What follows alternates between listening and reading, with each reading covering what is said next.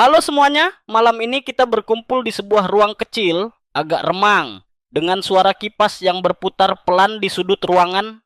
Bayangkan suasana itu, hangat dan tenang, seperti kita semua berdiri di ambang sebuah rahasia besar.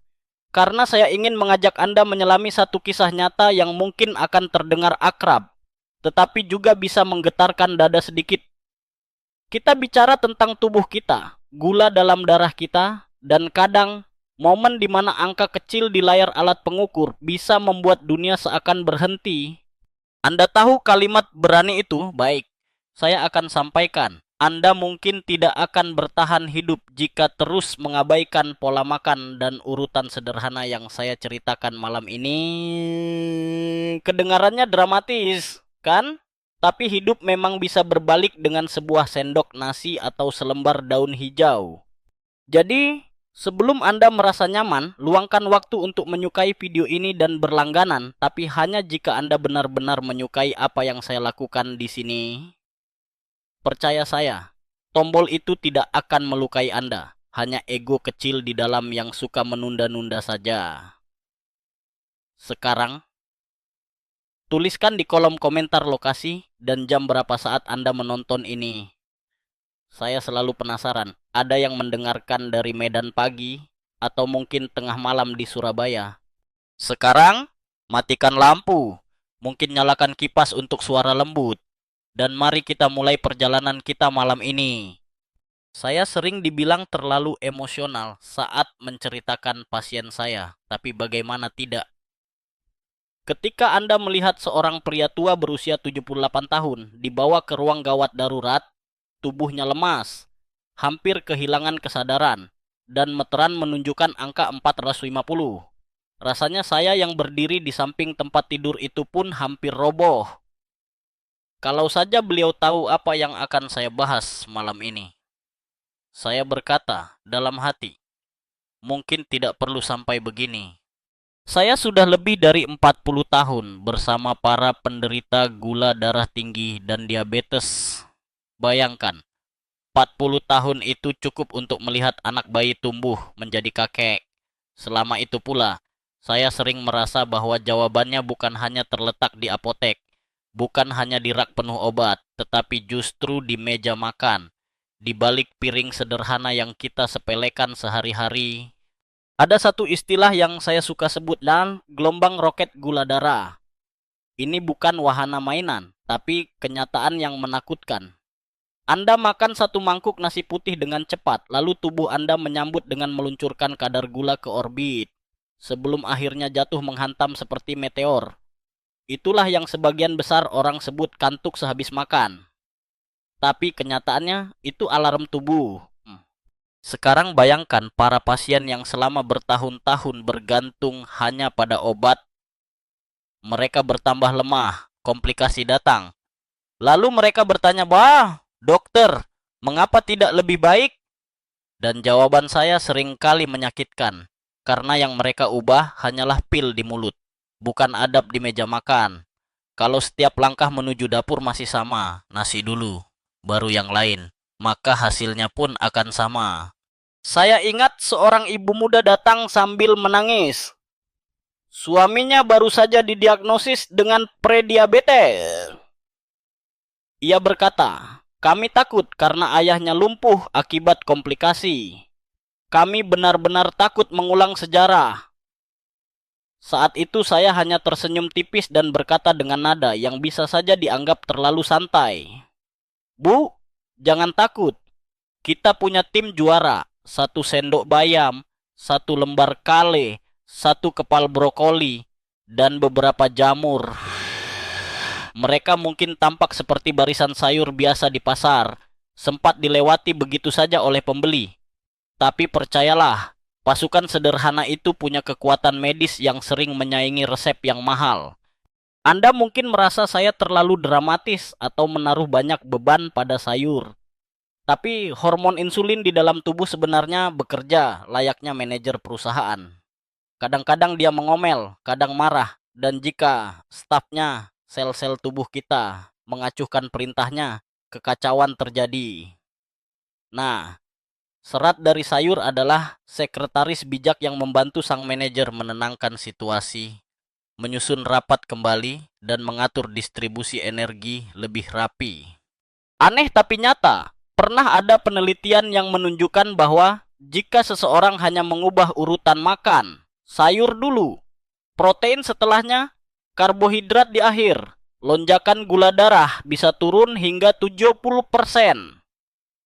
Rasanya seperti menemukan cheat code dalam permainan video. Gerakan kecil tapi hasil gila-gilaan. Ketika saya melihat grafik pasien yang menerapkan metode ini, saya tersenyum dalam hati.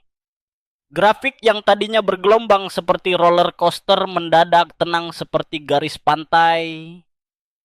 Itu bukan sulap, hanya sains yang sederhana. Orang-orang sering tertawa ketika saya menyarankan berjalan 10 menit setelah makan. Mereka bilang, "Dok, kalau saya baru makan, saya malas." Lalu saya tertawa balik. Kalau Anda malas sekarang, tubuh akan memaksa Anda bergerak nanti. Bedanya, nanti mungkin di ruang UGD. Humor pahit memang kadang perlu untuk mengetuk kepala keras kita.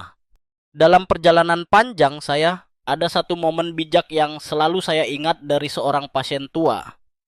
Ia pernah berkata, "Dok, dulu waktu muda saya sering bilang, nanti saja berubah. Sekarang, setiap hari saya berdoa diberi 1 hari lagi untuk berubah." Kata-kata itu menancap di kepala saya, karena kita sering menunda kebaikan kecil yang sebenarnya bisa menyelamatkan hari tua kita. Oh ya, bicara hal-hal aneh. Pernah juga ada pasien yang bersikeras bahwa makan mie instan malam hari bisa menurunkan gula darah karena katanya mie itu ringan. Saya hanya menghela napas panjang, lalu memberinya grafis hasil tes. Lonjakan gula setelah semangkuk mie instan jauh lebih tinggi daripada sepiring nasi dengan sayur. Kadang mitos memang kebal terhadap logika. Sisi akademisnya, diskusi mengenai indeks glikemik karbohidrat olahan masih terus berlangsung. Ada yang mengatakan mie lebih lambat, ada pula yang menolak. Tetapi faktanya, hasil uji darah nyata pada pasien jauh lebih bisa dipercaya daripada debat teori. Jadi malam ini, kita akan telusuri perlahan, mulai dari sayur hijau yang sering diremehkan, hingga jamur yang punya kekuatan mengejutkan. Dari jadwal makan yang bisa menjadikan gula darah stabil semalaman, hingga trik sederhana ketika angka di layar mendadak tembus 250. Dan semua kisah itu dimulai hanya dengan satu langkah, membuka lemari es, menemukan sayur yang bahkan kadang sudah hampir layu, dan memberinya kesempatan untuk menyelamatkan tubuh Anda. Setelah menggambarkan malam yang penuh ketegangan dengan pasien berusia 78 tahun itu, saya ingin membawa Anda lebih dekat pada perasaan sehari-hari yang mungkin diam-diam juga Anda alami. Karena sebenarnya, diabetes atau gula darah tinggi ini bukan hanya cerita di rumah sakit. Ia hadir setiap kali kita menatap nasi panas di piring, setiap kali kita meneguk minuman manis dingin saat haus, bahkan ketika kita menguap besar-besaran 10 menit setelah makan siang di kantor.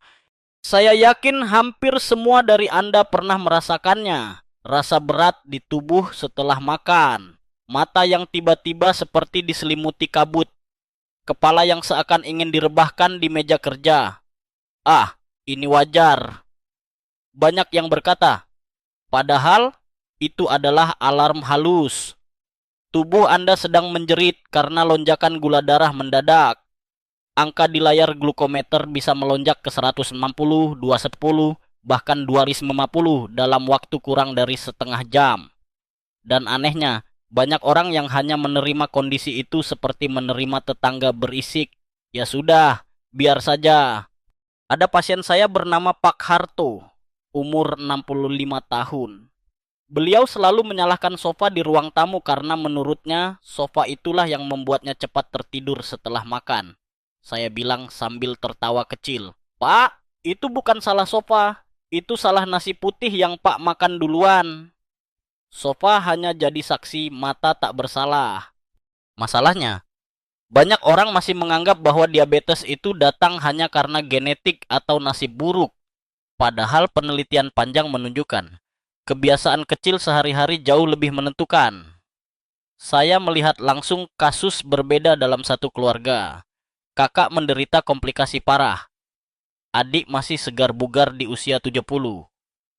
Perbedaan mereka, yang satu doyan kue manis tiap pagi, yang lain selalu mengawali sarapan dengan sepiring sayur segar. Bukan obat mahal, hanya urutan berbeda. Di masyarakat kita, ada yang menyebut gula darah tinggi sebagai penyakit seumur hidup.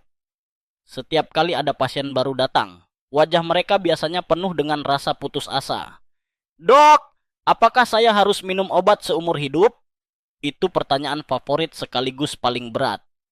Saya selalu menjawab, belum tentu. Kalau Anda mau belajar satu hal sederhana, dengarkan piring Anda, bukan hanya dokter Anda. Kadang ucapan itu dianggap seperti lelucon, tetapi 2 bulan kemudian, banyak pasien yang akhirnya tertawa lega karena dosis obat mereka justru bisa dikurangi. Saya masih ingat seorang pasien wanita bertubuh kecil, Bu Rini, yang pada awalnya tidak percaya. Ia bahkan menggoda saya. Dok, masa sih urutan makan bisa lebih jago daripada insulin buatan? Saya tidak langsung menjawab panjang. Saya hanya memberinya tugas 1 minggu, makan lauk dan sayuran dulu sebelum nasi. Lalu mencatat hasil ukur gula darah hariannya. Seminggu kemudian ia kembali dengan wajah terkejut setengah bahagia. Anaknya bahkan interupsi sambil berkata, Dok, ibu saya sekarang tidak lagi marah-marah setelah makan siang. Semua tertawa, tapi saya paham maksudnya. Bila gula darah stabil, emosi pun ikut lembut. Dari balik humor itu, ada kebijaksanaan yang saya pelajari sejak lama.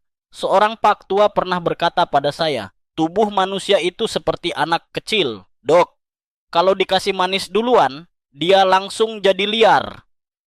Kata-kata itu sederhana tapi tajam. Benar saja.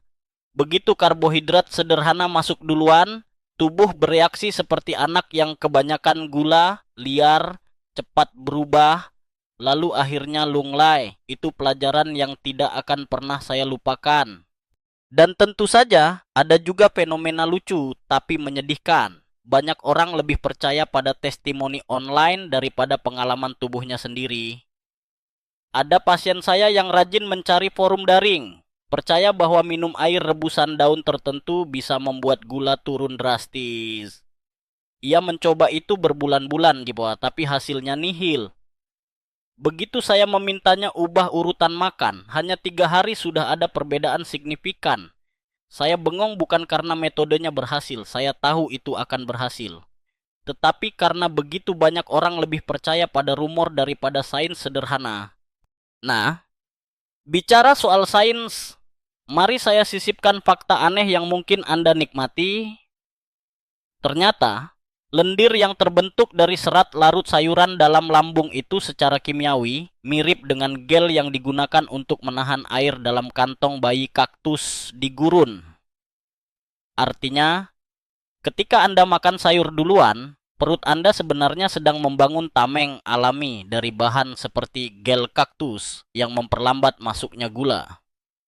Jadi jangan remehkan semangkuk bayam. Itu adalah barikade kecil di perut Anda. Tentu, perdebatan akademis selalu ada. Ada kelompok ilmuwan yang berargumen bahwa faktor genetik tetap mendominasi, sementara kelompok lain menekankan gaya hidup sebagai faktor utama. Saya memilih jalan tengah. Genetik ibarat senjata yang terpasang di dinding, tetapi gaya hidup adalah orang yang memutuskan apakah akan menarik pelatuknya. Sayuran, urutan makan, dan pola hidup sehat itu adalah langkah mundur dari dinding agar senjata tidak pernah ditembakkan. Dan saya tidak bisa tidak menekankan satu hal lagi. Rasa kantuk setelah makan jangan anggap remeh. Itu bukan sekadar tanda bahwa Anda kurang tidur. Itu salah satu tanda bahwa tubuh sedang bergumul melawan banjir gula.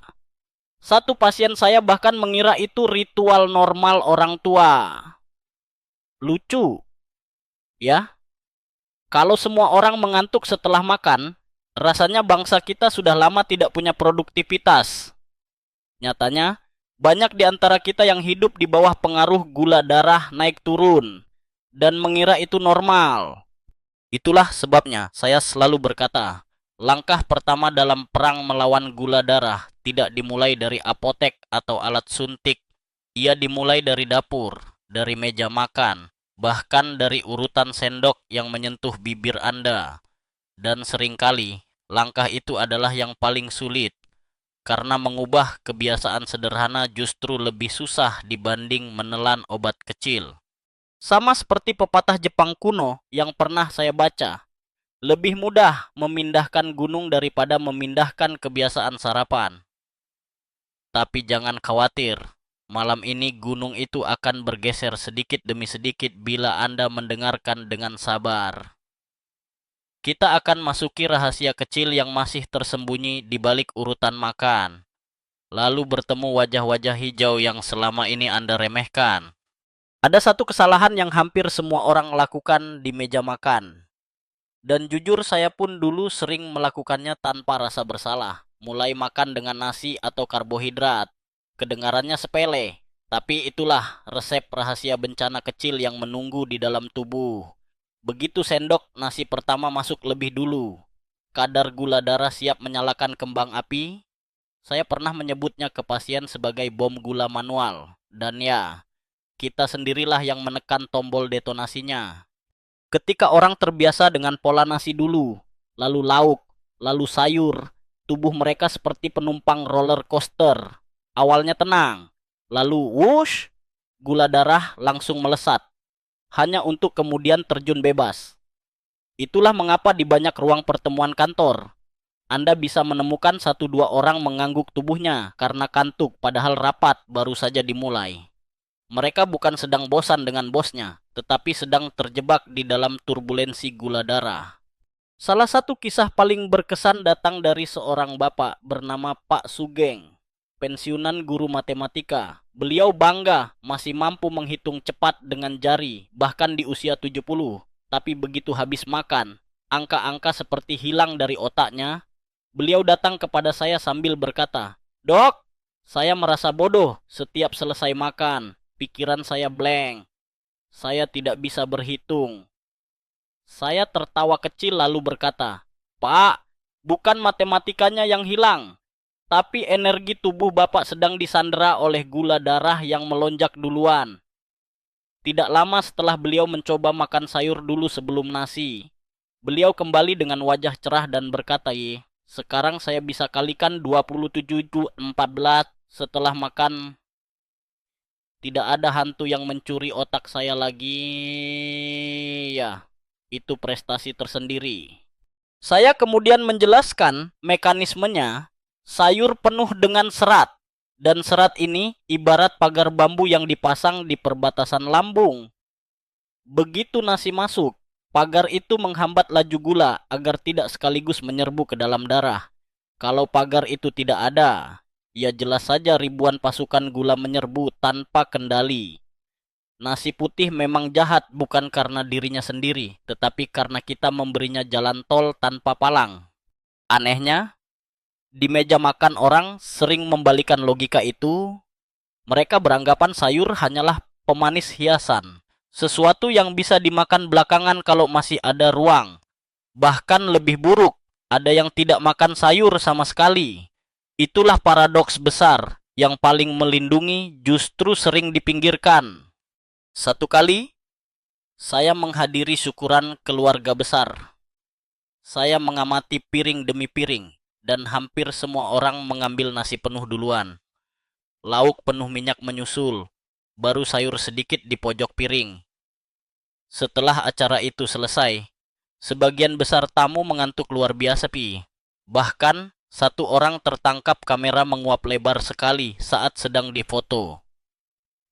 Saya hanya menggeleng kepala. Kalau saja mereka makan urutannya dibalik, mungkin mereka bisa berdansa sampai malam tanpa pingsan kecil. Ada juga perdebatan menarik di kalangan akademisi tentang bagaimana urutan makan memengaruhi hormon selain insulin. Sebagian peneliti mengusulkan bahwa makan protein lebih awal merangsang pelepasan hormon tertentu, GLP-1, yang memperlambat pengosongan lambung. Lalu kelompok peneliti lain berkata, efeknya tidak terlalu signifikan secara populasi. Tapi di klinik, pengalaman berbicara dengan lantang. Grafik gula darah pasien jelas-jelas berubah. Jadi, sementara para akademisi masih bertarung di jurnal, pasien saya sudah menikmati hasilnya di dapur mereka. Saya masih ingat satu momen bijak dari seorang nenek 83 tahun bernama Bu Murni. Ia berkata, "Dok, saya baru sadar kalau umur panjang itu bukan soal doa saja, tapi soal sendok pertama di piring." Itu ucapan sederhana, tapi tepat sasaran. Saya jadi sering mengutip beliau dalam seminar, karena pasien lebih mudah memahami analogi sendok pertama daripada grafik metabolisme panjang. Di sisi lain, saya juga pernah menemukan informasi aneh yang membuat saya tersenyum. Ternyata ada penelitian kecil di Eropa yang menunjukkan bahwa makan sayur dulu bisa membuat orang merasa 20% lebih kenyang meski porsi nasi tidak berkurang banyak. Artinya, hanya dengan membalik urutan, otak kita dibodohi untuk percaya bahwa ia sudah cukup. Ini agak mirip tipuan sulap. Nah, lihat sini, perut sudah penuh. Padahal porsinya tetap sama, hanya urutannya yang beda. Untuk membuatnya ringan, saya sering mengajak pasien bermain peran. Bayangkan, Anda sedang antre di konser musik. Kalau ribuan penonton dibiarkan masuk tanpa pagar, apa yang terjadi? Mereka menjawab serentak, "Chaos." "Dok!" Lalu saya tersenyum. Nah, itu nasi kalau masuk duluan. Tapi kalau pagar dibuat dari barisan sayur, penonton masuk perlahan dan tertib. Konser berjalan aman apa? Dan tubuh Anda bertepuk tangan bahagia. Biasanya pasien tertawa, lalu setengah sadar mereka mulai menjanjikan perubahan. Sekarang mungkin Anda mulai mengerti mengapa saya keras kepala soal urutan makan. Saya bukan hanya bicara teori, saya menyaksikan grafik naik turun, berubah rata. Tubuh pasien lebih berenergi, bahkan wajah mereka terlihat lebih cerah beberapa minggu setelahnya. Dan semua dimulai dari membalik urutan. Sayur, protein, baru karbohidrat. Tentu saja ada yang protes. "Tapi dok, makan yang enak itu harus nasi dulu. Kalau sayur dulu rasanya aneh." Saya jawab dengan senyum nakal. Enak atau sehat? Karena kalau Anda sakit di rumah sakit, tidak ada yang menanyakan rasa. Pernyataan itu biasanya menimbulkan hening beberapa detik, sebelum akhirnya tawa pahit, lalu persetujuan. Dan jangan kira ini hal yang hanya berlaku untuk pasien senior saja. Anak muda pun sering salah kaprah. Pernah ada pasangan muda yang datang, usia awal 30-an, sudah berada di prediabetes. Mereka mengaku suka makan dessert manis di awal, katanya untuk mood booster. Saya ingin tertawa keras, karena mood booster itu sebenarnya sedang mengatur jalan tol menuju diabetes. Begitu mereka coba membalik urutan makanan, Pak. Tidak hanya gula darah yang lebih stabil, tetapi mereka mengaku berantem lebih jarang karena mood jadi lebih baik. Jadi, siapa sangka sendok pertama bisa menyelamatkan pernikahan juga. Mungkin lucu, mungkin serius, tetapi disitulah letak kekuatan sederhana yang sering kita abaikan. Urutan makan bukan hanya soal nutrisi, melainkan soal arah hidup. Mau menuju UGD atau menuju sehat sampai usia senja? Setelah bicara panjang lebar soal kesalahan besar dalam urutan makan, sekarang saya ingin mengajak Anda melangkah ke apa yang saya sebut rahasia kecil di atas piring. Anda mungkin tidak percaya bahwa hanya dengan mengubah siapa duluan yang masuk ke mulut, sayur, protein, atau karbohidrat, Anda sedang memainkan simfoni metabolisme dalam tubuh. Ada yang bilang hidup manusia itu ditentukan oleh pilihan-pilihan besar. Padahal seringkali pilihan kecil seperti ini justru lebih menentukan.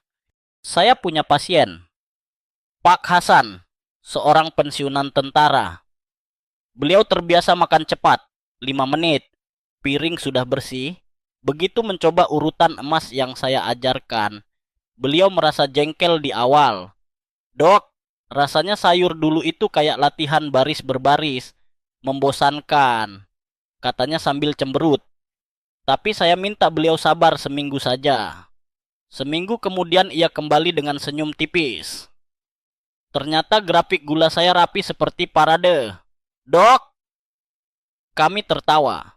Karena beliau sendiri akhirnya mengakui bahwa baris berbaris sayur duluan ada gunanya. Mengapa saya menyebut urutan itu emas? Karena tubuh meresponsnya seperti harta karun. Sayur masuk duluan. Ia menebarkan serat larut yang berubah jadi lapisan mirip gel di lambung. Protein dan lemak menyusul, menambah perlambatan. Baru kemudian nasi yang terakhir datang, harus bersabar merayap masuk ke darah, bukan meluncur seperti roket. Ibarat pesta, kalau tamu berisik datang terakhir, mereka sudah tidak bisa lagi bikin kekacauan karena aula sudah dipenuhi pengawas. Ada yang berpendapat ini terlalu sederhana untuk bisa berhasil. Tapi, bukankah seringkali solusi terbaik justru sederhana? Sebuah penelitian kecil yang sering saya kutip menunjukkan bahwa urutan makan ini bisa memangkas lonjakan gula hingga 70%. Angka itu cukup untuk membuat banyak pasien terbelalak. Saya selalu bilang, kalau sebuah cara sederhana bisa memberi efek sebesar obat dosis penuh, kenapa tidak Anda coba lebih serius? Disinilah saya ingin menyelipkan satu humor kecil. Saya pernah berkata ke seorang pasien remaja, kalau kamu makan sayur dulu, bayangkan saja seperti main game. Sayur itu tameng energimu. Kalau kamu langsung makan nasi, ya basically kamu main tanpa armor. Anak itu langsung nyambung. Waduh, berarti saya sering jadi karakter noob ya. Kami berdua tertawa keras. Kadang analogi game lebih mudah dipahami generasi muda daripada grafik glukosa pelik. Tetapi jangan kira semua pasien langsung patuh. Ada juga yang keras kepala. Seorang bapak paruh baya bersikeras nasi harus tetap duluan karena katanya warisan nenek moyang. Saya menimpali dengan santai. Kalau nenek moyang tahu angka glukometernya bisa 300, saya yakin mereka pun akan balik urutan. Pernyataan itu memancing tawa istrinya yang duduk di samping. Dan akhirnya si bapak pasrah mencoba. Hasilnya, 3 minggu kemudian istrinya kembali dengan ucapan terima kasih penuh rasa lega. Katanya, suami lebih bertenaga, bahkan tidur malam lebih nyenyak. Sisi menarik lain adalah, ternyata urutan emas ini juga menyentuh aspek emosional. Gula darah stabil berarti lonjakan hormon juga lebih terkendali. Pasien yang tadinya gampang marah, setelah beberapa minggu terlihat lebih sabar. Saya sampai bergurau. Sayur dulu bukan hanya menjaga gula, tapi juga menjaga rumah tangga. Tak jarang, momen bijak muncul dari mereka sendiri. Seorang kakek berkata, saya akhirnya sadar hidup itu urut-urutan. Dok, kalau urutan salah, hidup pun berantakan. Saya hanya bisa mengangguk, karena memang benar. Urutan dalam hal sekecil makan menggambarkan bagaimana kita melihat hidup. Ada juga fakta aneh tapi nyata yang saya rasa perlu Anda tahu. Beberapa ilmuwan menemukan bahwa mengubah urutan makanan bisa memengaruhi mikrobiota usus. Dengan kata lain, siapa duluan yang masuk akan menentukan mikroba usus mana yang mendapatkan makanan lebih dulu. Bukankah menarik? Jadi bukan hanya manusia yang diatur, tapi koloni kecil ribuan makhluk hidup di perut kita juga ikut dalam aturan barisan ini. Seperti kota kecil yang menunggu giliran logistik. Masih ada perdebatan akademis di dunia medis, apakah efek mikrobiota ini benar signifikan untuk jangka panjang atau hanya fenomena sementara. Ada artikel yang mengatakan hubungan itu lemah. Ada pula yang menyebut justru kunci utama kesehatan metabolik. Saya bilang, lebih baik kita buktikan dengan hidup nyata. Banyak pasien merasakan pencernaan lebih baik hanya karena urutan makan dibalik. Teori boleh berkelahi, tapi tubuh memberi jawaban sederhana. nyaman atau tidak.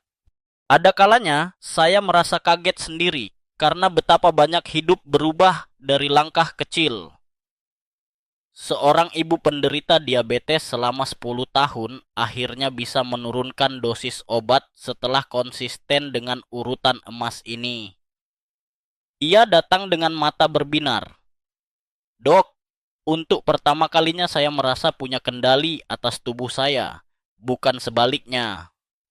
Saya pribadi hampir menitikkan air mata mendengarnya, karena saya tahu panjang perjuangannya.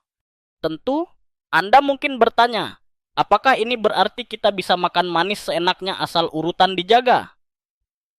Nah, disitulah saya mengingatkan, bukan berarti surga sudah terbuka tanpa syarat. Urutan emas hanyalah strategi kecil, tapi disiplin tetap diperlukan.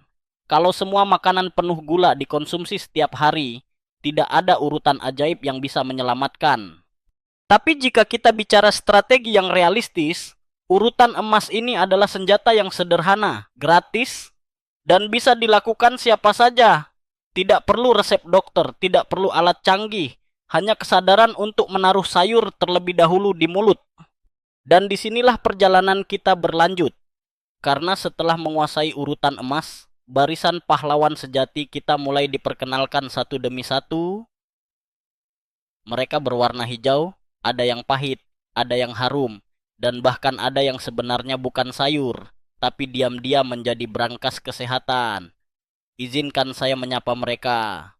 Setelah memahami rahasia urutan emas, kini mari saya kenalkan dengan sosok pertama dari pasukan hijau yang sering kita remehkan. Bayangkan sebuah sayur yang begitu akrab, murah, bahkan kadang kita biarkan layu di pojok kulkas tanpa rasa bersalah. Dialah si hijau lembut, bayam, atau spinacia. Kenapa saya mulai dengan bayam? Karena di balik wajah polos dan kesederhanaannya, bayam menyimpan sesuatu yang tubuh kita teriak-teriak minta setiap hari. Magnesium. Ya, mineral ini sering disepelekan. Padahal tanpa magnesium, insulin dalam tubuh kita ibarat manajer yang kehilangan ponselnya. Tidak bisa menghubungi siapapun, apalagi memberi perintah untuk menurunkan gula darah. Mari saya ceritakan kisah nyata seorang ibu berusia 62 tahun. Ia datang dengan keluhan gula darah selalu tinggi, padahal sudah rutin minum obat. Saat saya telaah, pola makannya minim sayuran hijau, apalagi bayam. Saya minta ia mulai menambahkan segenggam bayam rebus setiap hari, sekadar dalam sayur bening atau tumis ringan. 2 bulan kemudian, angka gula darah puasa yang tadinya konsisten 170 turun ke 120. Bahkan emosinya lebih stabil. Ia sendiri berkata, "Dok, saya lebih jarang marah sekarang." Saya hanya tersenyum, berpikir mungkin bukan hanya obat, tapi bayam yang menyelamatkan rumah tangga beliau. Sebenarnya, bukan hanya magnesium yang bekerja. Bayam punya serat larut air yang saat bertemu cairan di lambung berubah jadi semacam gel lengket. Gel ini seperti pagar tambahan, memperlambat arus gula agar tidak sekaligus membanjiri aliran darah. Jadi kalau tadi kita bicara urutan emas sebagai pagar pertama, bayam hadir sebagai satpam yang lebih sabar. Dan tentu saja, bayam punya tameng ekstra untuk mata, lutein dan zeaxanthin. Kedengarannya seperti nama duo band aneh.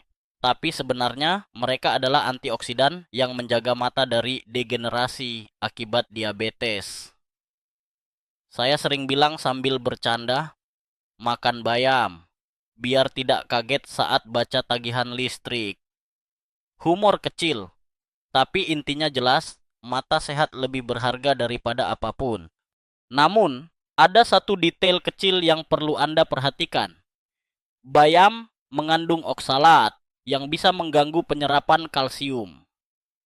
Bukan berarti berbahaya, tapi lebih baik direbus sebentar saja. Setiap kali pasien bertanya, "Dok, bolehkah saya makan bayam mentah?"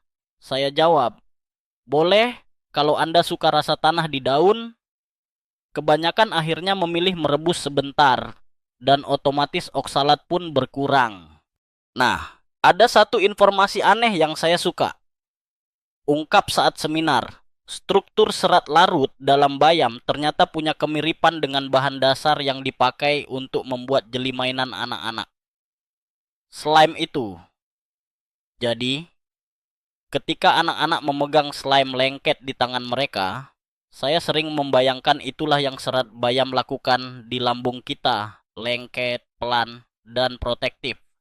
Bedanya, slime mainan bikin orang tua stres, sementara slime alami dari bayam bikin tubuh lebih sehat. Perdebatan akademis seputar bayam juga masih ada. Ada ilmuwan yang bilang manfaat magnesiumnya hanya signifikan bila dikonsumsi dalam jumlah besar. Sementara ada pula yang percaya efek dominan justru datang dari antioksidan. Saya sendiri memilih mendengar pasien, dan fakta yang saya lihat, hanya segenggam bayam setiap hari sudah cukup membuat grafik gula mereka lebih bersahabat. Kisah bijak muncul dari seorang pasien senior, kakek 79 tahun, yang selalu menolak sayur. Setelah 2 kali masuk rumah sakit karena komplikasi, ia akhirnya mencoba rutin bayam. 3 bulan kemudian ia bercerita, "Saya sekarang satu-satunya orang di keluarga yang selalu ke pasar beli bayam setiap minggu. Anak-anak saya tertawa, katanya saya sudah berubah jadi Popeye." Kami semua terbahak, tetapi di wajahnya terlihat rasa syukur. Kadang bijak itu memang sederhana, lebih baik makan sayur daripada minum obat tambahan.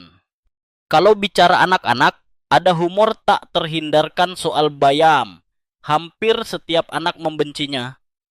Saya pernah menguji sekelompok murid SD dengan sepiring bayam rebus. Dari 30 anak, 27 menolak, sisa 3. Bukan karena suka, tapi karena mereka lapar luar biasa. Saya mengatakan di hadapan mereka, "Kalau kalian belajar makan ini, mungkin kalian bisa lari lebih cepat daripada teman kalian." Seketika ada 2 anak yang berubah pikiran, dan hanya satu yang tetap keras kepala. Kadang dorongan kompetisi lebih ampuh daripada nasihat kesehatan. Mari kita kembali ke dapur. Bagaimana cara paling enak menikmati bayam? Sederhana, bayam bening dengan bawang putih, sedikit garam. Mungkin tambahkan potongan tahu. Atau kalau mau variasi, tumis dengan bawang merah, beri sentuhan minyak wijen. Saya pernah memancing tawa pasien dengan nasihat ini. Kalau bayam masih tidak enak di lidah, coba makan sambil tutup hidung. Tapi jangan khawatir, lama-lama lidah Anda juga jatuh cinta. Satu rahasia praktis, tambahkan sedikit minyak sehat seperti minyak wijen atau minyak zaitun ketika mengolah bayam. Kenapa? Karena vitamin-vitamin penting di dalamnya larut dalam lemak. Jadi kalau Anda makan bayam polos tanpa lemak, itu ibarat bergaya dengan setelan jas lengkap tapi lupa pakai sepatu, keren setengah jalan saja. Dan memang benar, pasien saya yang mengikuti trik ini biasanya melaporkan merasa lebih segar. Ada juga yang berkata tidurnya lebih nyenyak. Saya menduga, magnesium dalam bayam berperan menenangkan sistem saraf. Jadi tidak cuma gula darah stabil, tetapi malam mereka juga lebih damai. Bukankah itu hadiah ganda yang manis? Mungkin Anda berpikir, semua itu karena efek placebo. Bisa jadi, saya tidak keberatan kalau orang mau menyebutnya begitu, tapi tubuh tidak pernah bohong. Kalau angka glukometer turun, itu bukan placebo, itu hasil nyata. Jadi, jangan remehkan seikat bayam yang harganya mungkin tidak lebih dari segelas kopi. Itu jauh lebih berharga daripada yang kita kira. Bayam bukan sekadar hijau hambar. Ia adalah sahabat lama yang diam-diam menyelamatkan sistem metabolisme kita. Setelah kita bicara panjang tentang bayam yang sering diremehkan, sekarang mari saya ajak Anda berkenalan dengan sosok yang sering dianggap menyebalkan di lidah. Kale, ya, si daun hijau yang mendapat julukan superfood di luar negeri, tapi sering kali di sini dianggap terlalu pahit, terlalu keras, atau sekedar aksesori diet para selebritas yang hobi detox. Saya perlu jujur, banyak pasien yang mengernyit ketika saya menyebut kale. Seorang ibu paruh baya bahkan pernah berkata, "Dok, makan kale itu rasanya kayak disuruh mengunyah sehelai kain lap." Kami semua tertawa, tapi ada benarnya. Teksturnya memang keras, seratnya tebal. Namun, di balik ketidaksukaan itu, kale menyimpan salah satu perlindungan terbaik bagi pankreas kita. Kal mengandung senyawa ajaib bernama sulforafan. Nama ini mungkin terdengar lebih mirip seperti obat kimia daripada isi sayur. Tapi justru zat inilah yang bekerja layaknya bodyguard untuk sel-sel beta di pankreas, sel yang bertugas memproduksi insulin. Anda tahu betapa penting sel beta ini. Begitu mereka rusak karena serangan gula dan stres oksidatif, maka tubuh kehilangan kemampuan memproduksi insulin dengan baik. Dan kal melalui sulforapan melindunginya seperti satpam yang setia berdiri di depan pagar. Ada pasien saya, seorang pekerja kantoran berusia 40 tahun, sudah masuk fase prediabetes. Ia skeptis besar ketika saya menyarankan kal, tapi ia coba setengah hati mencampurkannya ke dalam smoothie bersama apel dan pisang. 1 bulan kemudian ia kembali berkata, "Dok, saya tidak suka, tapi hasilnya jelas. Angka gula saya lebih jinak." Kita pun tertawa bersama, karena kadang cinta pada sayuran bukan soal rasa langsung, tapi soal hasil jangka panjang. Selain sulforafan, kal kaya akan quercetin antioksidan yang menjaga lapisan endotel pembuluh darah kita. Ini penting, karena komplikasi paling mengerikan dari diabetes sering kali datang dari kerusakan pembuluh darah. Stroke, serangan jantung, luka yang sulit sembuh, semua bermula dari pembuluh darah yang rapuh. Saya selalu menggambarkannya pada pasien seperti pipa air yang lama-lama retak karena tekanan. Quercetin bagaikan lapisan pelindung baru yang membuat pipa lebih tahan lama. Tentu saja ada sisi humor di balik kal. Pernah ada pasien muda yang panik karena membaca artikel bahwa kal bisa menyebabkan goitrogen dan gangguan tiroid. Ia datang sambil ketakutan berkata, "Dok, apakah saya akan tumbuh leher sebesar drum kalau makan kal setiap hari?" Saya nyaris tersedak menahan tawa. Saya kemudian menjelaskan tenang. Efek itu hanya mungkin kalau kamu makan kale selaku kiloan setiap hari tanpa dimasak. Tapi saya jamin kamu akan menyerah jauh sebelum efek itu terjadi. Pasien itu akhirnya merasa lega, dan ia tetap memakan kale dalam jumlah normal. Di balik semua fakta serius ini, kadang muncul momen bijak dari para pasien. Seorang nenek 81 tahun pernah berkata, "Dok, saya tidak pernah menyangka daun yang pahit bisa membawa manis dalam hidup." Kalimat itu sangat sederhana, tapi bagi saya, dalam sekali. Manis yang ia maksud adalah stabilitas gula darah yang membuatnya mampu kembali jalan sore bersama cucunya tanpa takut pusing. Oh, dan bicara soal cara mengolah, kale memang terkenal keras kepala. Jadi bagaimana membuatnya bersahabat dengan lidah? Triknya sederhana, potong kecil-kecil, biarkan beberapa menit agar enzimnya mengaktifkan sulforapane lebih banyak. Atau, tumis bersama bawang putih dan sedikit minyak wijen. Aroma harum bawang putih bisa menutupi rasa getir sehingga rasanya lebih bisa diterima. Jika masih tidak suka, campurkan dalam jus bersama apel hijau atau nanas bakya. Bahkan ada pasien saya yang mencampurnya dengan stroberi. Ia bilang, "Dok, rasanya seperti jus cinta benci. Awal pahit, akhir manis." Saya tertawa dan setuju. Begitulah kale, sebuah perjalanan rasa. Fakta aneh lain yang sering saya ceritakan. Di abad pertengahan, kale justru dianggap makanan rakyat jelata yang memberi mereka ketahanan tubuh melawan musim dingin. Ironisnya, sekarang kale malah jadi makanan mewah di restoran sehat. Kadang sejarah makanan memang berjalan aneh, yang dulu dianggap murah biasa, kini diagungkan. Tentu saja, perdebatan akademis tidak absen di sini. Ada ilmuwan yang percaya sulforapane dalam kale bisa menjadi jalan revolusioner untuk terapi diabetes di masa depan, bahkan diproduksi sebagai suplemen. Namun, ada juga yang skeptis dan berkata, sayur terlalu rumit komposisinya. Efeknya tidak bisa disamakan dengan obat murni. Perdebatan ini masih berlangsung. Namun sementara mereka berdebat, pasien saya yang rutin mengonsumsi kal sudah menikmati hasilnya. Kadar gula lebih stabil, pembuluh darah lebih sehat.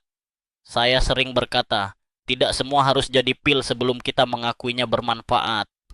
Saya pun pernah mendengar komentar lucu dari pasien muda yang mengaku tidak tahan rasa pahit kal.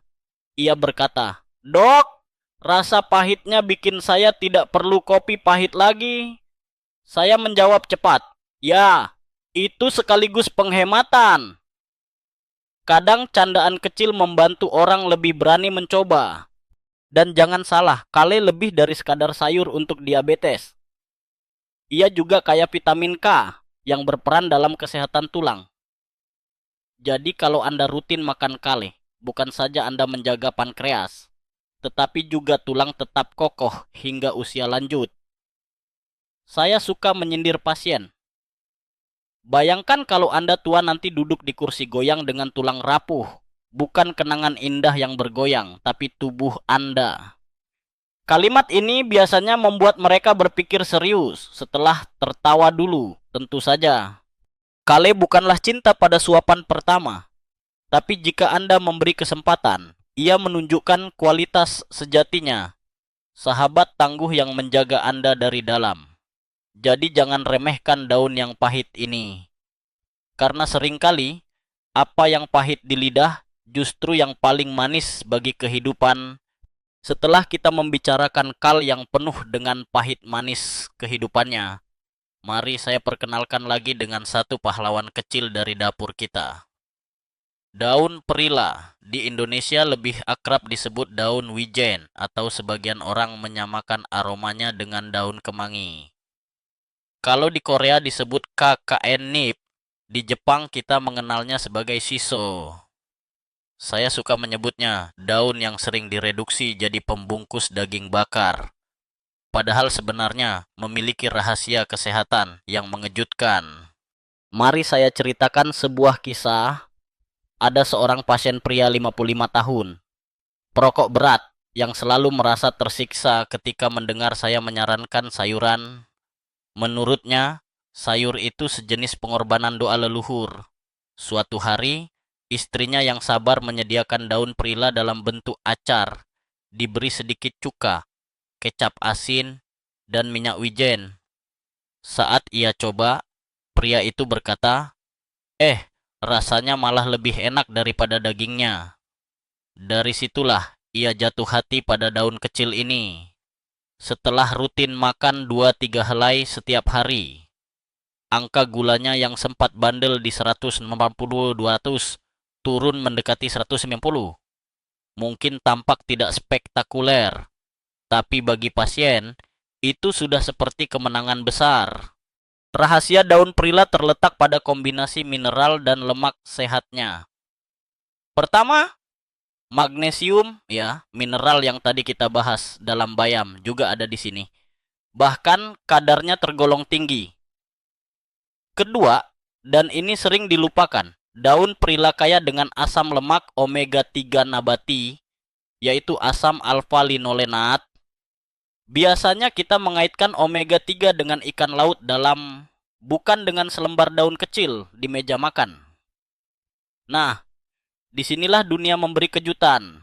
Omega 3 ini berfungsi sebagai penawar radang, menenangkan dinding pembuluh darah, dan membuat sirkulasi lebih sehat. Saya suka menggunakan analogi sederhana pada pasien. Kalau pembuluh darah Anda itu jalan raya, maka omega 3 ini seperti petugas perbaikan jalan yang menambal lubang-lubang kecil akibat peradangan. Biasanya pasien akan tersenyum kecut, dan beberapa mengaku langsung terbayang wajah petugas jalan tol yang sedang mengecat jalur. Tidak apa-apa.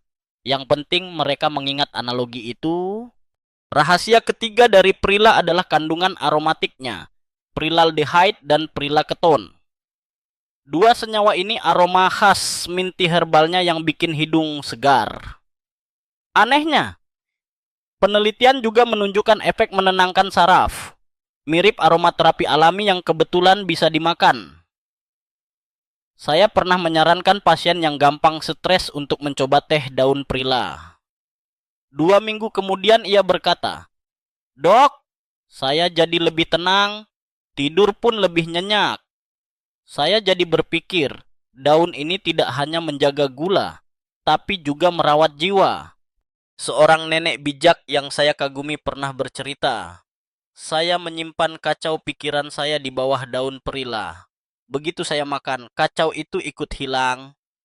Saya tersenyum, karena di balik kata-katanya ada keindahan sederhana. Kita sebetulnya sering mencari obat jauh-jauh, padahal keajaiban ada di dapur. Tentu saja, ada juga sisi lucu dari daun ini.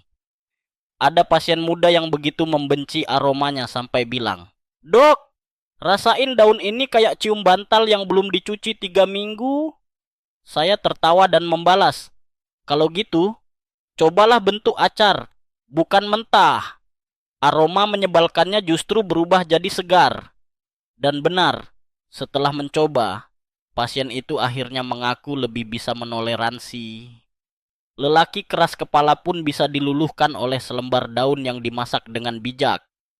Cara terbaik menikmati perila memang dengan dijadikan acar atau jangaji, seperti orang Korea. Daun ditumpuk berlapis, disiram campuran kecap, bawang putih, cuka, dan minyak wijen, lalu didiamkan semalam.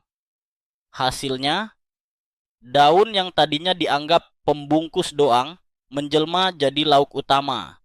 Selain itu, menambahkan daun ini saat membungkus daging justru membantu mengurangi penyerapan lemak jenuh dari daging itu sendiri. Oh ya, fakta aneh yang jarang orang ketahui. Di Jepang, ekstrak daun prila bahkan dipakai sebagai pengawet alami ikan segar. Kandungan antioksidannya mampu memperlambat pembusukan. Jadi bayangkan, daun sekecil ini bisa menolong daging ikan dari basi. Apalagi menolong kita dari kelebihan gula. Tentu saja, perdebatan ilmiah masih berlanjut. Apakah dosis kecil daun perila sudah cukup memberi manfaat signifikan? Ataukah kita perlu mengonsumsinya dalam jumlah besar? Beberapa ahli berargumen efeknya hanya simbolis kalau kita makan 2-3 lembar saja. Kelompok lain berpendapat tubuh tidak selalu butuh jumlah besar. Cukup asupan rutin, kecil tapi konsisten. Saya pribadi berpihak pada pengalaman nyata pasien-pasien saya. Ada yang hanya makan 2 lembar sehari, tapi merasa gula darahnya lebih stabil dan hatinya lebih tenang. Jadi saya pikir, siapa butuh angka pasti kalau tubuh sudah berterima kasih. Ada momen lucu lain terkait daun perila ini. Seorang bapak tua datang ke klinik dan berkata, "Dok, saya ikut saran Anda makan daun ini tiap malam. Tapi sekarang masalahnya lain. Istri saya marah karena stok daun di kulkas habis terus." Saya hanya bisa menjawab, "Kalau begitu belilah lebih banyak. Pak, lebih baik habisnya sayur sehat daripada habisnya obat di apotek." Candaan kecil itu menjadi bahan tertawaan kami berdua. Pada akhirnya, daun perila mengajarkan kita pelajaran sederhana. Jangan menilai sesuatu hanya dari aromanya yang kuat atau bentuknya yang kecil. Di balik tampilan sederhana, ada daya besar yang bisa menahan badai gula darah. Daun kecil ini jelas pantas mendapat tempat lebih terhormat di meja makan kita. Setelah mengenalkan 3 pahlawan hijau, kini waktunya saya mengajak Anda menyapa salah satu sayur yang lebih populer di seluruh dunia, brokoli. Kalau bayam itu polos, kale penuh tantangan rasa, dan daun perila identik dengan aroma segar unik, maka brokoli adalah semacam bintang film di dunia sayur. Semua orang tahu bentuknya, semua pernah melihatnya di rak supermarket, tapi tidak semua orang benar-benar memahami kekuatan yang ia bawa. Saya menyebut brokoli sebagai gladiator yang memakai baju zirah hijau dengan helm berbentuk kuntum. Ia tidak sendirian, karena ada anak kecilnya yang sering luput dari perhatian, brokoli sprout atau kecambah brokoli. Nah, Tahukah Anda kalau dalam bentuk kecambahnya, kandungan zat sulforafan bisa 20 kali lebih pekat daripada brokoli dewasa? Ya, 20 kali lipat. Itu seperti perbandingan tentara biasa dengan pasukan elit khusus. Ada cerita menarik dari seorang pasien saya bernama Pak Slamet, usia 60 tahun. Beliau awalnya skeptis sekali. Dok, makan kecambah brokoli rasanya nggak enak. Tapi demi membuktikan rasa penasaran, dia mencoba menambahkannya ke salad, sekadar 1 genggam kecil. 4 minggu kemudian, hasil tes gulanya menunjukkan perbaikan signifikan. Dan yang lebih mengejutkan, ia berkata, tidur saya lebih enak, badan saya enteng. Istri saya bilang saya lebih romantis pula. Nah, siapa sangka kecambah kecil bisa membawa efek samping menyenangkan bagi rumah tangga. Mari kita bedah sedikit. Sulforafan yang terkandung di brokoli dan terutama pada sprout bekerja kuat sebagai antioksidan dan antiinflamasi. Kita sudah tahu bahwa diabetes bukan hanya tentang gula, tapi juga tentang inflamasi kronis. Sel beta pankreas yang rapuh ibarat lilin di tengah badai. Dengan sulforafan, lilin itu diberi kaca pelindung sehingga tidak padam cepat. Lebih jauh, zat ini membantu meningkatkan sensitivitas insulin. Artinya insulin yang ada bisa lebih berguna, tidak mubazir. Selain sulforafan, brokoli syarat dengan vitamin C untuk daya tahan tubuh, vitamin K untuk pembekuan darah dan kesehatan tulang, serta folat dan kalium. Saya suka menyindir pasien. Kalau ada sayur yang paket lengkap seperti paket data unlimited, ya brokoli ini, mereka biasanya tertawa, tapi diam-diam mulai menyukai analogi karena gampang diingat. Tapi tantangan terbesar adalah soal rasa dan cara mengolah. Ada pasien muda yang berkata, "Dok, brokoli itu amis." Saya langsung bertanya balik, "Amis atau Anda cuma salah masak?" Karena kenyataannya, jika direbus terlalu lama, aroma belerang di brokoli memang keluar kuat sekali. Cara terbaik adalah merebus sebentar, lalu segera direndam dengan air dingin. Proses ini mempertahankan tekstur renyah sekaligus menjaga nutrisi. Satu trik lagi, potong brokoli lalu biarkan dulu 10 menit di udara sebelum dimasak. Kenapa? Enzim di dalamnya butuh waktu untuk menghasilkan sulforafan optimal. Jadi ini seperti pemanasan kecil sebelum masuk dapur. Saya pernah menemukan fakta aneh. Di beberapa eksperimen, ekstrak sulforafan dari kecambah brokoli digunakan untuk membantu terapi autisme. Kok bisa? Para peneliti mengamati perbaikan fungsi perilaku pada sebagian kecil peserta. Walau hasil ini masih perdebatan panjang dalam dunia akademis. Bukankah itu menarik? Sebuah kecambah mungil bisa menyentuh area yang bahkan bukan metabolisme gula, tapi otak manusia. Tentu, ada yang menertawakan hal ini. Ah, masa bisa sekecambah pengaruhi otak? Itulah dunia sains. Ada kubu yang sangat yakin, kubu lain skeptis. Saya pribadi mengambil jalan pragmatis. Jika pasien merasa lebih baik, angka glukosa membaik, dan tidak ada efek negatif, kenapa tidak? Biarkan jurnal terus berdebat, sementara pasien panen manfaat duluan. Sisi bijak kerap muncul ketika pasien belajar disiplin dengan brokoli. Seorang ibu rumah tangga 67 tahun berkata, "Saya dulu benci brokoli, tapi sekarang saya bersyukur. Karena sayur ini justru mengajarkan saya tentang kesabaran. Awalnya menyiapkan, mencuci, mengolah ribet, tapi hasilnya kesehatan." Benar sekali, kesehatan seringkali belajar lewat jalan yang tidak instan. Ada juga momen kocak. Seorang cucu pasien berkata, "Nenek jadi suka brokoli karena mirip pohon kecil." Lalu ia mencelupkan brokoli ke saus tomat sambil berpura-pura tebang pohon di hutan. Aneh tapi fakta. Kadang, Cara sederhana seperti imajinasi anak-anak justru membuat sayuran lebih bisa diterima seluruh keluarga. Saya katakan, kalau keluarga menjadikan brokoli permainan, saya jamin pola makan sehat jauh lebih mudah dijaga.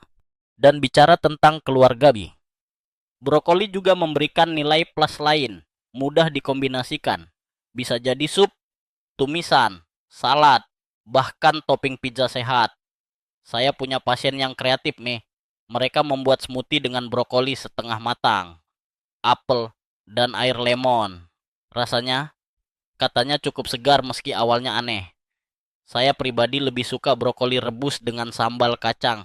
Ya, gaya Indonesia tetap paling ampuh. Jangan lupa, brokoli bekerja lebih baik bila tidak sendirian. Kombinasikan dengan kale, efek sulforapane meningkat. Kombinasikan dengan minyak zaitun, penyerapan vitamin larut lemak jadi maksimal. Jadi brokoli ini bukan pemain solo, dia lebih bersinar dalam tim. Intinya, kecambah brokoli adalah anak muda genius, kecil, tapi potensinya luar biasa.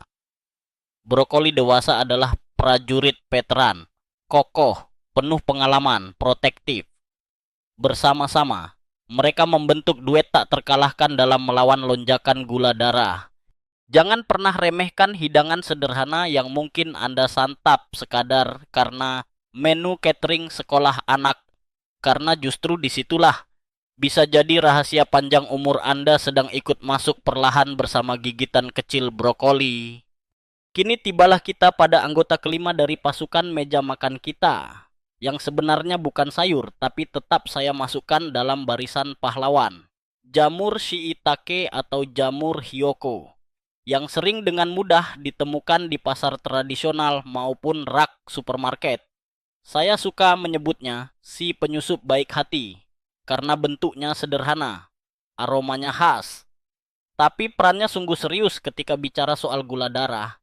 Kenapa jamur shiitake istimewa? Di dalamnya terkandung senyawa polisakarida kompleks, terutama biglukan dan lentinan. Kedengarannya rumit, tapi bayangkan saja seperti jala-jala halus yang dipasang di usus kecil Anda. Begitu nasi masuk dan molekul glukosa siap meroket, jala ini menahannya, melewatkannya sedikit demi sedikit, sehingga aliran gula ke darah lebih lembut.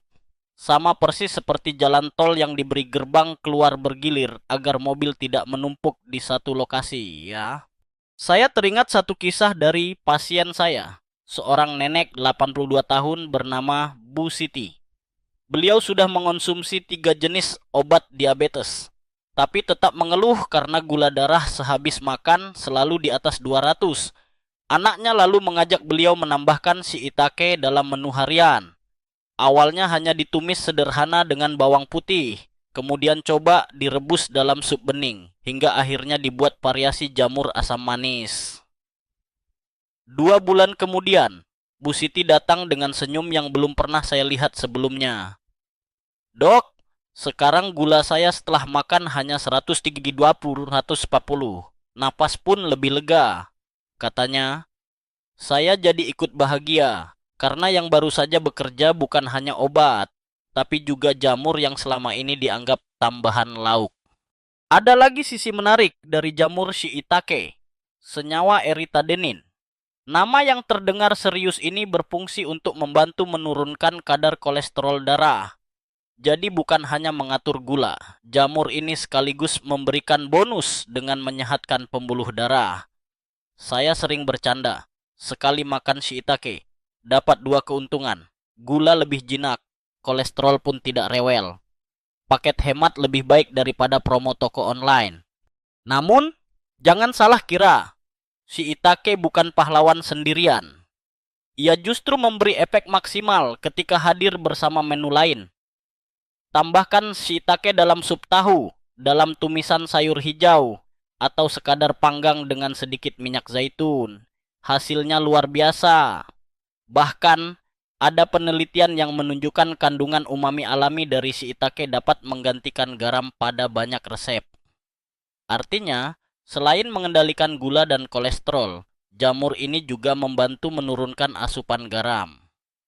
Bisa dibilang, shiitake adalah multitalenta dapur. Pemain bola yang tidak hanya mencetak gol, tapi juga menjaga gawang. Sisi bijak datang dari seorang pasien bapak 74 tahun yang awalnya enggan mencoba jamur karena katanya jamur itu makanan kampung. Setelah beberapa bulan rutin makan shiitake, ia dengan rendah hati berkata kepada saya, ternyata yang saya anggap kampungan justru yang membuat saya bisa jalan sore lagi bersama cucu. Saya tersenyum. Hidup memang kadang penuh sindiran halus. Apa yang dulu kita remehkan justru menjadi penolong di masa tua. Ada juga fakta aneh yang membuat saya terkikik. Ternyata di Jepang, bubuk jamur shiitake pernah dipakai sebagai bahan dasar kosmetik karena sifatnya yang mencerahkan kulit. Jadi, siapa sangka makan jamur bisa menyelamatkan gula darah sekaligus. Katanya, memberi kilau sehat di wajah. Kalau pasien saya bertanya serius, saya biasanya menjawab dengan nada bercanda. Kalau wajah Anda belum bercahaya, setidaknya glukometer Anda sudah lebih ramah. Tentang akademisi, tentu ada perdebatan. Sebagian ilmuwan secara ketat berkata bahwa bukti klinis peran beglukan dalam shiitake terhadap gula darah belum sekuat obat standar. Ada pula yang menekankan potensi penelitian besar. Saya berpihak pada sisi praktis. Saya tahu angka sebelum dan sesudah pasien rutin shiitake. Itu cukup bukti bagi saya. Kadang teori butuh waktu 10 tahun untuk sampai ke jurnal.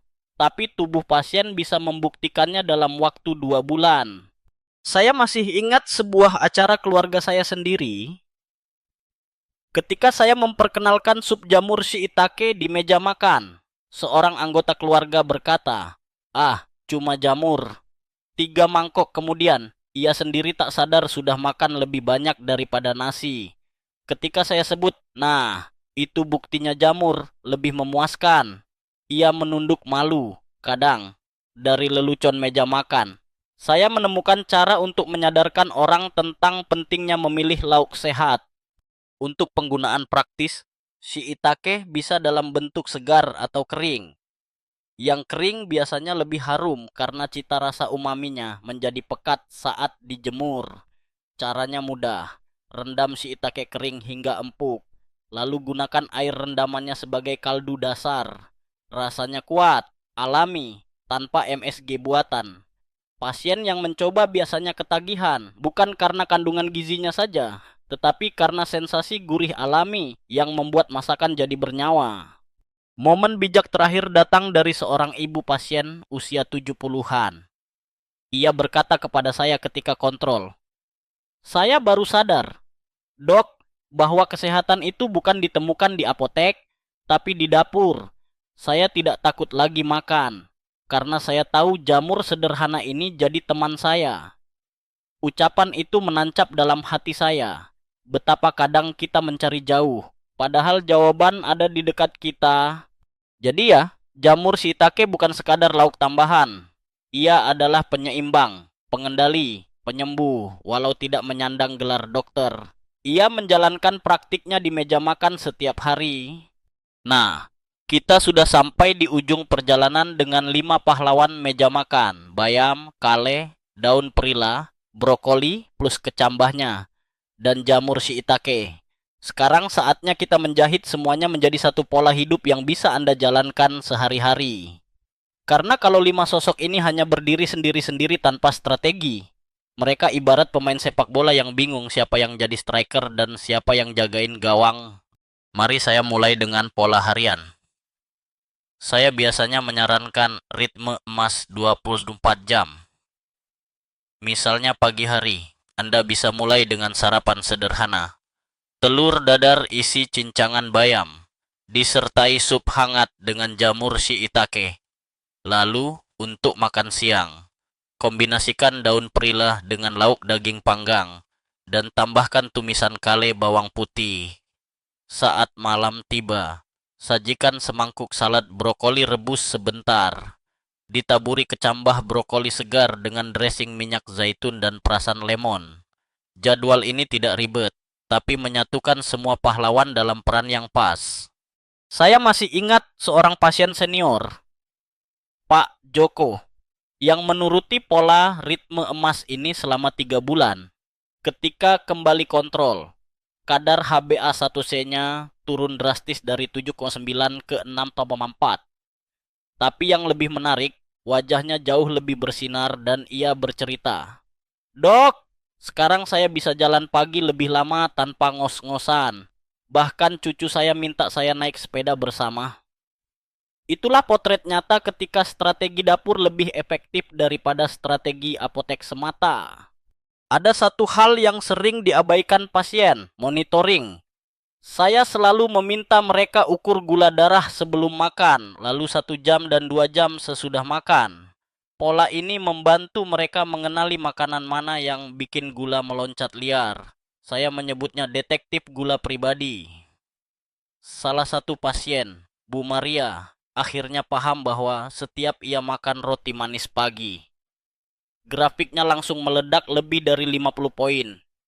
Kalau bukan karena catatan ini, saya masih menyalahkan kopi, katanya sambil tertawa. Dan jangan lupa tentang respon darurat. Kadang gula bisa melonjak tiba-tiba ke angka 2050 hanya karena khilaf. Dalam situasi begitu, jangan panik. Salah satu trik ringan adalah berdiri. Lakukan jalan di tempat atau naik turun tangga selama 10-15 menit. Percayalah, angka bisa turun signifikan karena otot segera memanggil glukosa ke dalam selnya. Sebaliknya, bila gula menjunam terlalu rendah di angka 60-70, segera kunyah 15 gram glukosa, setara 3-4 potong permen glukosa atau setengah gelas jus manis. 15 menit. Cek lagi. Ulang bila perlu.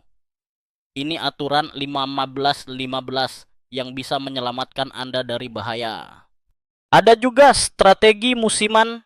Saya selalu bilang, jangan memaksa makan kale saat tidak musim atau mencari bayam segar di tengah paceklik. Ikuti musimnya. Misalnya saat musim hujan, jamur shiitake segar banyak. Nikmati saat itu. Saat musim semi atau awal hujan, kecambah brokoli justru lebih mudah tumbuh. Ambil kesempatan dengan mengikuti kalender alam. Anda juga lebih dekat dengan siklus hidup yang lebih ramah. Sisi bijak sering muncul justru dari keluarga yang menerapkan bersama-sama.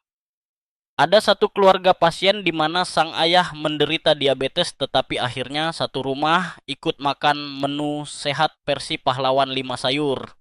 3 bulan kemudian, bukan hanya ayah yang lebih sehat, tapi anak dan istri juga turun berat badan, tidur lebih enak, dan suasana rumah lebih harmonis. Saya berkata pada mereka, lihat, sayur bukan cuma menyelamatkan tubuh, tapi juga ikatan keluarga. Ada fakta aneh yang saya suka ceritakan di sebuah studi kecil komunitas. Orang-orang yang makan brokoli sprout rutin selama 4 minggu bukan hanya membaik kadar gulanya, tapi juga mencatat mood yang lebih positif. Para ilmuwan menduga kaitannya dengan sumbu usus otak. Menarik, bukan? Jadi menelan kecambah hijau mungil bisa mengubah suasana hati. Kalau begitu, bisa jadi makanan adalah psikolog paling murah yang ada di dapur kita. Perdebatan akademis pun tetap mencuat. Apakah sayur benar-benar bisa menurunkan kebutuhan obat sampai nol atau hanya tambahan sampingan? Saya sering menyampaikan jujur pada pasien. Ini bukan soal obat versus sayur, tapi soal paduan. Namun, dalam banyak kasus, saya telah melihat sendiri pasien benar-benar bisa mengurangi obat setelah konsisten dengan strategi ini, Mas Ma. Jadi saya menghormati teori, tapi saya lebih percaya pada senyum pasien yang pulang dengan semangat baru. Akhirnya, izinkan saya menutup perjalanan malam ini dengan nada yang lebih tenang dan lembut. Bayangkan sejenak sebuah meja kayu sederhana. Di atasnya tidak ada obat-obatan medis, tidak ada form digital penuh angka, hanya ada sepiring bayam, semangkuk tumis kale, segenggam daun perila acar, salad brokoli renyah dengan taburan sprout, dan semangkuk sup shiitake hangat. Uapnya naik perlahan, membawa aroma bumi yang bersahabat. Di sekeliling meja, tidak ada kecemasan berlebihan, hanya keluarga yang makan bersama dengan tenang. Bukankah itu gambaran yang menenangkan? Kita sering mengejar kesehatan seolah-olah ia bersembunyi jauh di balik pintu klinik, padahal ia kadang menunggu tenang di piring yang kita isi sendiri. Mari kita perlambat irama ini sekarang. Ambil napas dalam. Bayangkan tubuh Anda sedang berterima kasih untuk perjalanan malam ini. Gula darah yang dulu beringas, kini mulai lebih jinak. Energi yang dulu hilang mulai kembali. Semua itu dimulai dengan langkah kecil, tapi konsisten. Bayam satu genggam, kale sepotong, perila satu helai, brokoli satu kuntum, shiitake beberapa iris ya. Sesederhana itu. Dan bila malam ini Anda rebahkan badan, mungkin dengan suara kipas atau hembusan angin lembut, ingatlah kata-kata bijak dari pasien saya. Sendok pertama menentukan hidup. Esok pagi saat Anda membuka kulkas, temui mereka kembali. Si hijau-hijau sederhana yang diam-diam mencintai Anda lebih dari sekadar soal rasa. Selamat malam. Semoga tidur Anda ringan, pikiran Anda lega, dan hati Anda damai. Sepanjang perjalanan ini, kita telah menyusuri rahasia sederhana namun luar biasa yang tersimpan di meja makan sehari-hari. 5 pahlawan, bayam, kale, daun perila, brokoli beserta kecambahnya, dan jamur shiitake bukanlah bahan asing, tetapi mungkin sering kita pandang sekilas, tanpa benar-benar menghargai nilainya. Bayam mengajarkan kita bahwa mineral kecil seperti magnesium mampu mengubah arah grafik gula darah. Kale menghadirkan kenyataan bahwa rasa pahit kadang justru penawar manis bagi kesehatan. Daun perila membisikkan keheningan dan memberikan ketenangan saraf di balik aroma kuatnya. Brokoli dan sprout kecilnya memperlihatkan bahwa perlindungan sejati bagi sel pankreas bisa datang dari kuntum, hijau mungil, dan shiitake. Sang jamur bersahaja, menunjukkan bahwa makanan sederhana bisa menjalankan peran ganda, menahan lonjakan gula sekaligus melunakkan kerasnya kolesterol. Lebih dari sekadar data nutrisi, kisah-kisah pasien membuktikan teori ini bekerja nyata. Dari bapak tua yang akhirnya bisa tersenyum lagi, ibu rumah tangga yang merasa memiliki kendali baru atas tubuhnya, hingga anak muda keras kepala yang luluh oleh makanan yang dulu ia benci. Semua membuktikan satu hal, kesehatan bukan sekadar produk rumah sakit, tapi hasil pilihan di meja makan. Mungkin tidak selalu mudah. Ada rasa pahit kale, renyah keras brokoli, atau aroma menyengat daun perila. Namun, jika kita melihatnya bukan sebagai pengorbanan, melainkan sebagai investasi, maka setiap gigitan menjadi pesan cinta untuk tubuh sendiri. Dan pada akhirnya, yang terpenting bukanlah menunggu perubahan besar, melainkan melangkah pada perubahan kecil hari ini. 1 sendok sayur duluan, 1 helai daun tambahan, 1 jamur dalam sup sederhana. Dari sana, lahirlah kehidupan yang lebih sehat, lebih tenang, lebih panjang. Akhir skrip. Selamat malam.